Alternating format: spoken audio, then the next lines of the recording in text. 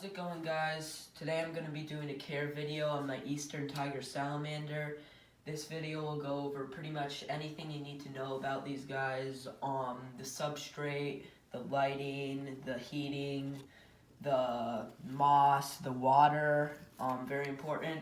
That's going to be pretty much it. I'm not going to go too in-depth in this video because I do have time restraints, but yeah, that's pretty much it, and now let's get on with the video. So first off, I always like to start off with popularity and distribution. This type of salamander is, I would say, the easiest type of salamander to pick up in the pet care community. Although that's not saying much due to the fact that salamanders are not the most common species as a whole. I got mine from a reptile expo in White Plains. However, you could get them at pretty much any pet store. I do know that All Pets Club and Petco are currently selling them for about $40. I usually don't recommend getting any animals from Petco due to their controversies. However, these are extremely hard animals to find. I actually searched for about 2 years. They're common in the pet community, but they're very hard to find. They usually sell out pretty quick. And if you see one somewhere, you might want to just consider picking it up. They do start off in the larvae stage. I don't recommend buying them in the larvae stage. It's just way more risky, and you're going to have to change tanks after a while, and that'll just be extra money. Substrate-wise, you're going to need about, I'd say, 4 inches of cocoa fiber. That's what I'm using here. These are burrowing salamanders, although I've never seen mine burrow. I do know people who have salamanders that spend almost 100% of their time under the substrate, so it's very, very important.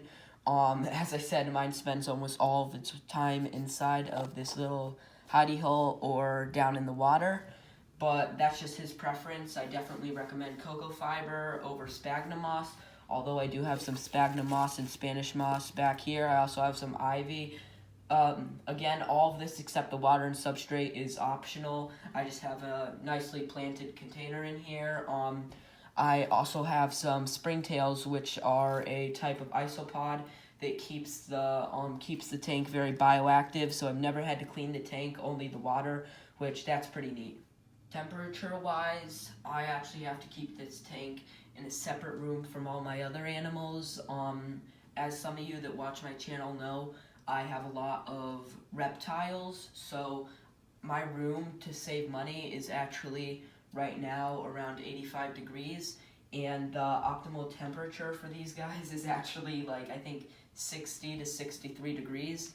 So I keep this this tank in particular in my closet in the complete dark. Doesn't need any lighting. Some people recommend UVA. Obviously, if you want a nice paludarium with some nice plants in here, you might want to have a light bulb that pertains to plant growth, but besides that, I just keep mine in the dark, and he seems to do very well. For some general facts about this species of amphibian, they are native to North America, supposedly very widespread throughout the East Coast. Never heard of anyone finding them. I certainly haven't. They're supposedly way more common than the American bullfrog. At first I didn't believe it, but at this point, I've read so many things about people digging down and accidentally chopping them in half, which is really sad.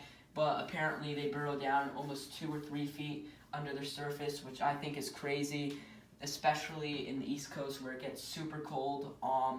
So that's an interesting fact about them. Their activities, they rarely come out into the open, especially with mine. Spends almost all the time in the mud underwater I gave for him and in his hidey hole. It does have a defense mechanism. It secretes a poisonous substance, mostly poisonous to other tiger salamanders, fire salamanders as well, if they're in larvae form. It won't affect birds or any larger mammals such as that, but it's more of a deterrent than a long-lasting venom.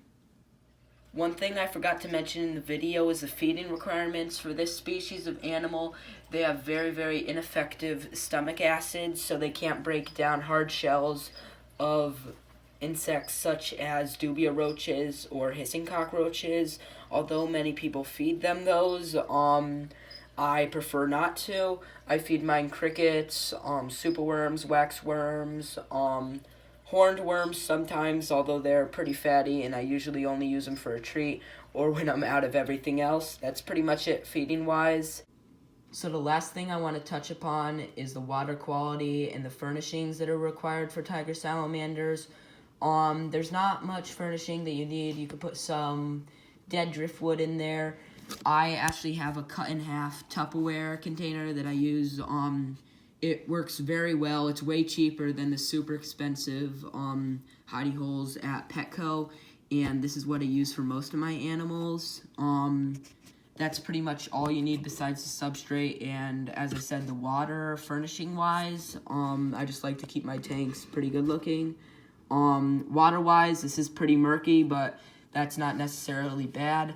I do keep gravel in there, which I wouldn't recommend with most animals, but I feed mine out of water with tweezers, so he's not at risk of ingesting any of it, at least as far as I know. And also, I do keep some mud I've gotten from my Pac-Man Frogs container, just so that he could burrow down in there. That's where he spends a lot of his time. That's pretty much all you need for water.